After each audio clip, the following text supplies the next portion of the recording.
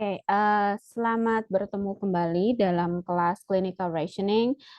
Untuk presentasi ini, saya akan menjelaskan sedikit terkait dengan contoh dari penggunaan clinical rationing dalam penyelesaian sebuah kasus. Ini merupakan analisis dari The Case of the Empty Man dalam Dr. Frost Webtoon series. Jadi, di dalam salah satu serial webtoon yang cukup terkenal, saya rasa sudah bukan cukup lagi tapi sangat terkenal ya, karena 39,3 miliar ya orang em, membaca series ini ya, dari ya seluruh pengguna webtoon begitu ya, melihat setidaknya gitu. Jadi ini adalah salah satu contoh dari penggunaan clinical rationing. Jadi dalam serial ini itu ada salah seorang tokoh yang menjadi tokoh utama dari serial ini, yaitu Dr. Frost ya.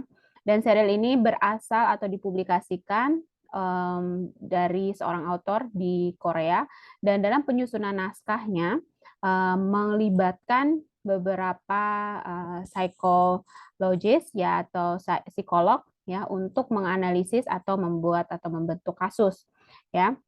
Jadi dari kasus ini nanti saya akan jelaskan, kemudian saya akan paparkan bagaimana dan letaknya di mana clinical rationing itu ya.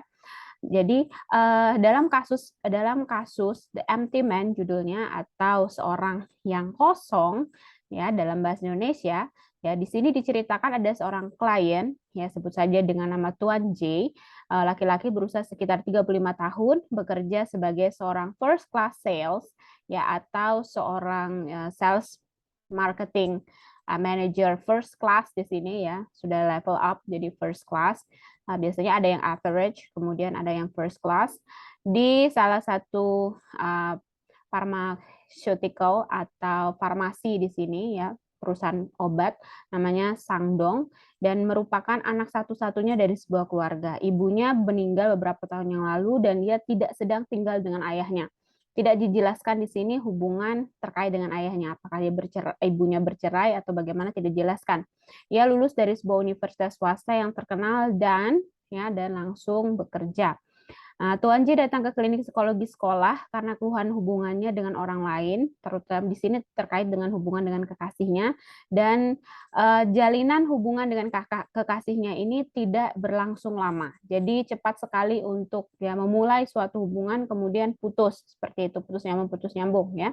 Dalam pertemuan pertamanya dengan Dr. Frost, dia diminta untuk mengisi beberapa kuesioner seperti itu. Salah satunya adalah 20 statement test, ya, dimulai dari pernyataan seperti saya dan dilanjutkan dengan pernyataan tentang hal-hal yang disukai seperti itu. Tes ini dikerjakan dalam waktu 5 menit saja, tetapi Tuan J baru bisa menyelesaikan tes ini selama 30 menit. Ya, Dr. Foss kemudian melanjutkan tes kedua yang namanya Minnesota Multiphasic Personality Inventory atau MMPI yang memiliki 567 pertanyaan dan dikerjakan dalam waktu 1 jam 30 menit ya. Jadi ini cara kerja seorang psikolog itu ya, selain melakukan assessment dengan menggunakan wawancara, juga mengadminister atau memberikan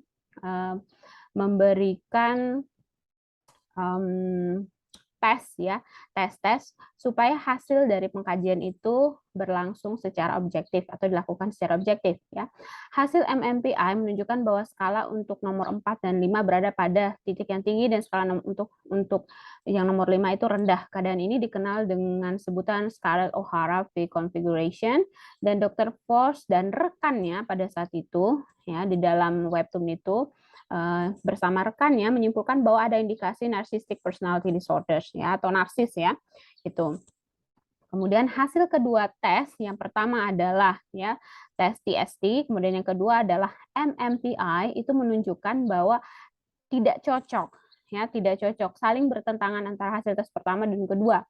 Nah, kemudian Dr. Frost memutuskan untuk melakukan pengkajian lapangan untuk mengumpulkan data lebih jauh mengenai klien ini.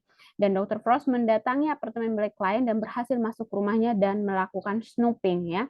Snooping itu istilah untuk ya mengendap-endap mengendap-endap kemudian melihat secara keseluruhan keadaan atau letak tempat tinggal seseorang, ya, karena rumah atau kamar tidur itu menunjukkan personality atau karakteristik personal dari seorang individu dan akan sangat tergambar jelas sekali ya.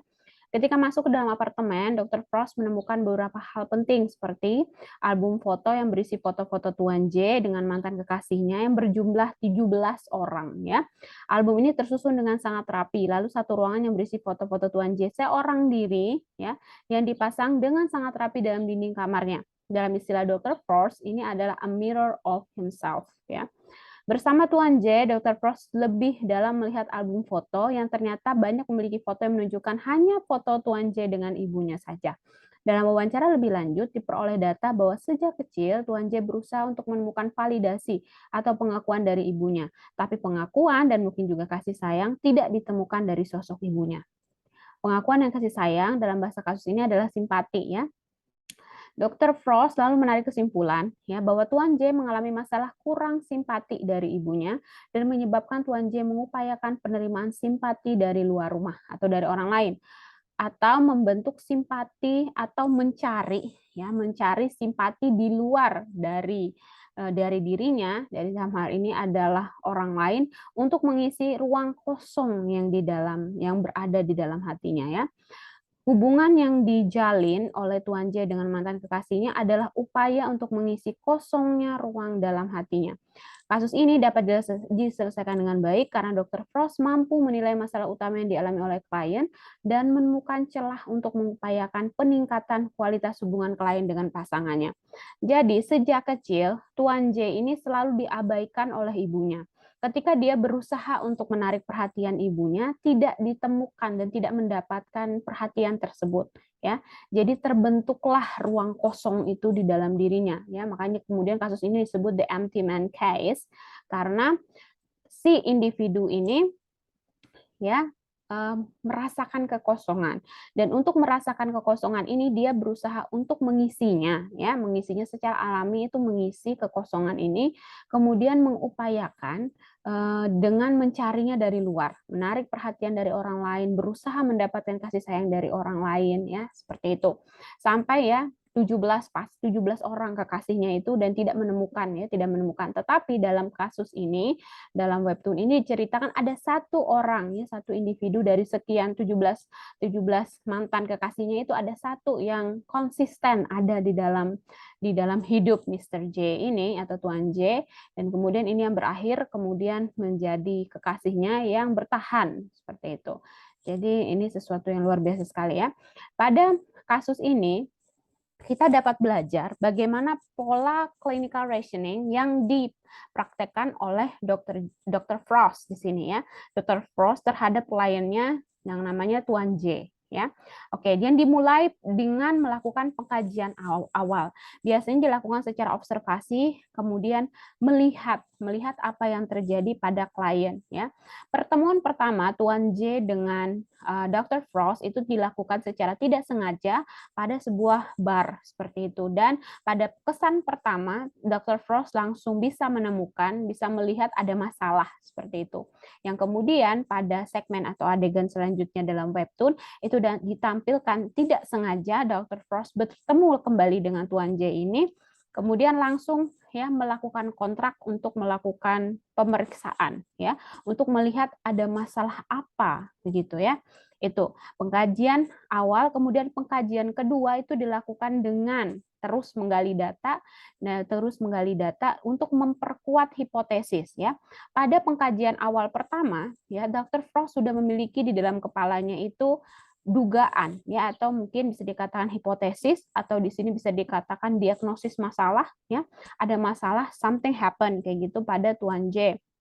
Nah, tapi hipotesis ini perlu didukung oleh data ya perlu didukung oleh data makanya dilakukan tes sebanyak 2 kali untuk melakukan pendalaman data untuk memastikan benar enggak ini masalahnya ya ternyata hasil tesnya dua-duanya itu bertolak belakang dan itu tidak cukup untuk memastikan itu Dr. Frost kemudian melakukan pengkajian lanjutan yaitu field trip ya langsung melakukan untuk melihat secara langsung ya, melihat secara langsung dan melakukan validasi terhadap hipotesis dan juga masalah yang dialami oleh Tuan J. Setelah melakukan field trip ini, setelah bertemu langsung atau langsung masuk ke dalam rumah dan kamarnya Tuan J, baru semakin jelaslah permasalahan ini ya.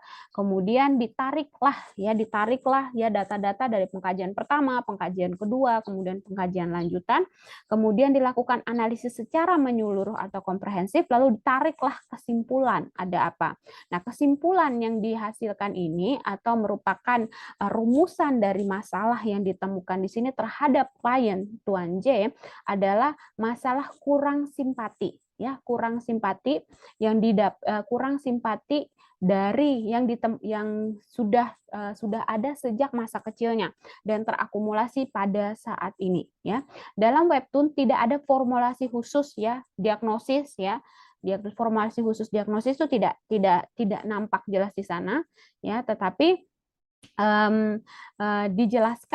dijelaskan itu kurang simpati. Nah, kemudian setelah itu baru dirumuskan intervensi apa yang harus dilakukan. Di dalam webtoon ini hanya berhenti pada adegan ketika ya Tuan J itu membawa kekasihnya yang memang secara konsisten ada ya, meskipun sudah 17 orang kekasih itu. Jadi seperti ini. Jadi clinical rationing juga diterapkan atau dilakukan oleh Dr. Frost dalam webtoon ini ya. Jadi ini hal menarik yang bisa kita pelajari dari sebuah webtoon. Jadi itu saja dari saya. Terima kasih banyak.